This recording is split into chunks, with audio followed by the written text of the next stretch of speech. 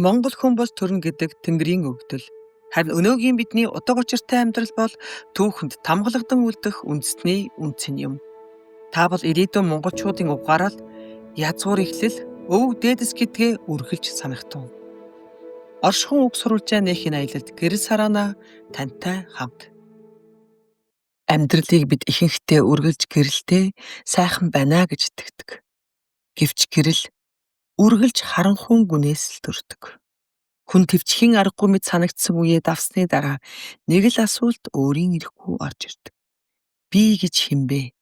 Энэ асуултыг зовсон үедээ хүн бүр өөрөөсөө асуух хэдий ч цөөхөн хүмүүс харин хариултыг хайж жинхэнэ аялалд гардаг байх. Тэгвэл өнөөдөр тэр чимээгүй гүн ертөнцийн аялалд хамтдаа аялцгаая.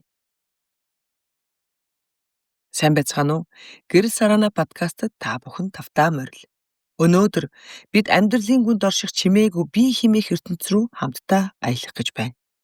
Монголчууд бид нүдэндээ галтай, нүүрэндээ цогтой гэж хэлэлцдэг. Хүний дотоод ухаар зориг итгэл нүдэнд нь оч мэд асаж, нүүр царайд нь цогцол болон тодорч, амьдралын зам мөрийг өөрт нь ч бусдад ч гэгээрүүлэн чиглүүлэн гэсэн язгуур Монгол философи юм байна. Бид өвөг дээдсээс үе дамжин гүн ухаан бүхий сургаалыг өвдөн ирсэн. Өвгдийн сургаал гэдэг бол настай хүмүүний эрүүл бус харин хотон Монгол бичигт хөрвүүлбээс өөбэ гүн хэмээх нь өвн гүн гэсэн язгуур үнцнийг агуулж байдаг юм байна. Хүн амьдралын эрх сорил бүрийг сэтгэлийн хад тууштай үнэнч зан хариуцлагаараа давж өөрийн хүн чанарын жинхэнэ үнцнийг өвн гүн ухаанаар урлан сийж амьдрах нь хүн болсны утга учирд оршдог юм байна. Иймд гэрэл сараана би таны язгуур оршихуун гүнд нуугдсан тэр гэрэлд сэтгэлийн зүчил нэмэн бадрааж дотоод оюуныг тань улам хүчтэй дүрэлзүүлэн асаах эрхэм зорилготой билээ. Амьдралын өдөр тутмын дарамт, үргэлжилсэн үүрэг хариуцлага, сэтгэлийн олон хөг өөрчлөх явцад бид өөрийн жинхэнэ дотоод хүнээ анзаарахгүй өнгөрөх нь олонтаа. Хэн нэгэнд таалагдах гэж, хүмүүсийн хүлээлт нийгмийн дүрмд нийцэх гэж өөрийгөө байнга эвдэж эмтэлсээр өөрөө ч мэдлгүй үнц нь утга учир хүн чанараа бүдгэрүүлж зарим нь бүр устгаж үгүйх хийж орхидог байна. Тиймээс өнөөдрийн аяллаа гол асуулт бол би үнэндээ хин бол? Энэ асуултын зөв хариултыг хайхаар зоригсон мөч бол эерэг бүхний эхлэл билээ. Хүн бүрийн дотор амьд бүлийн нэгэн орон зай байдаг. Хинч харж чадахгүй, хинч сонсож чадахгүй. Гэвч таны бүхий л амьдралыг чимээгүйхэн чиглүүлж байдаг дотоод нууц дуу холоо оршин бүү. Ядар туйлдсан үед жаахан амсхий, одоо болно. Гомдож шантарсан үед би үнэндээ яг юу хүсэж байна вэ гэж шивнэн асуудаг. Тэгвэл тэр бол таны дотоод бие. Оршихуун гүндэх жинхэнэ та өөрөө. Тэгвэл энэ дотоод би яагаад аажмаар чимээгүй болж дарагддаг юм бол? Учир нь бид он удаан жилээр амьдралын олон дүр хувилснаар аажмаар дарагддаг байх нэ. Аав, ээжийн дүр, ажилтны дүр, хань байх, дуулууртай охин эсвэл хүү байх, нийгмийн хүслийг биелүүлэгч дүр. Энэ бүхний цаана жинхэнэ бие маань намуухан өдгөрсөн хоолоогоор тусламж гуйсаар л байдаг. Гэвч харамсалтай нь бид тэр дуу хоолойг эмзэг болоход нь биш. Ихэнхдээ хамгийн сүүлд нь амин тасдахад л сонсдог байх. Өнөөдөр та өөрөөсөө энэ асуултыг асууж үзээрэй. Үнцэнтэй амьдрахад надад яг юу хэрэгтэй вэ? Энэ асуулт бол дотоод эрх чөлөө, оюуны тэлэлт бүхий өөрчлөлт, амар амгалан амьдралын эхний алхам болох болно. Хүн бүрийн дотор өөрийн бага насны хувилбар үргэлж амт амьдарсаар байдаг.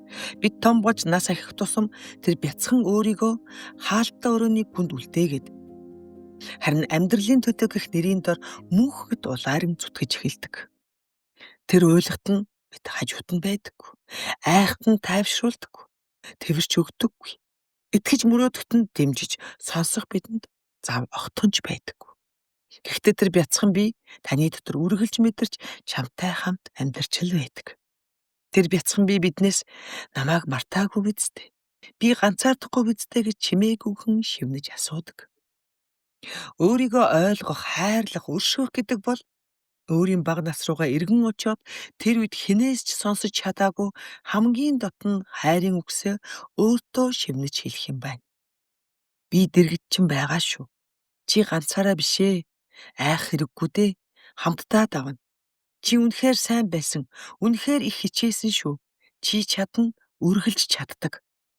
Харин би одоо чамайгаа хамгаалнаа гэж. Ивидээ, чи ихийг тиссэн шүү. Тэр бүхнийг хинч амархан давж чадахгүй. Одоо би энд байна. Бяцхан өөртөө чи хизээж ганцаараа биш гэдгийг чин зүрхнээсээ мэдрүүлэх гэж өөрөө өөрийгөө чанга тэрвэрч толгойг нэг илээд үзээрэй. Гэрэл гэдэг үргэлж хуц тод байх албагүй. Заримдаа бүдэгхэн, заримдаа бүр унтарчихсан мэт санагдах үе олон. Харин үнс нурман дундаас ч амьдралд итгэх ганц оч байхад л гал болон дүрлзэж болно. Гэрэл гэдэг бод өнөөдөр танд төрсөн нэг сайхан эерэг бодол. Гэрэл гэдэг бол голоосоо авч буй нэг гүн амьсгал. Гэрэл гэдэг бол үнсэн дундаас дахин босхоор шийдэж буй би чаднаа гэх нам гүн итгэл. Амьдрал биднийг олонтоо сорно. Унгаан, дэвслэн, бүр урмыг минь угаар хуулахыг оролдоно. Гэхдээ сорил бүрд хүн өөрөө л шийддэг. Амиа бодож үн цэнэ угаар нь хугалах уу? Эсвэл гэр бүл үр хүүхдээ хамгаалж хүн чанараа хурцлж үлдэх үү? Энэ бол хизээд л таны гарт, хизээл таны сонголт байдаг. Та яг одоо хаана, ямар байдалд байгаас үл хамааран дотоод гэрэл рүүгээ алхах боломж яг энэ мөчид танд нээлттэй байна. Өнөөдөр та өөрөөсөө ямар асуултыг асуухыг хүсэж байна вэ? Би гэж хинбэ? Миний угсаа, өв соёл, үндэс нь юу вэ? Би юуны төлөө амьдарч байна вэ? Миний зорилго хаанаас эхэж хаана хүрэх ёстой юм бол?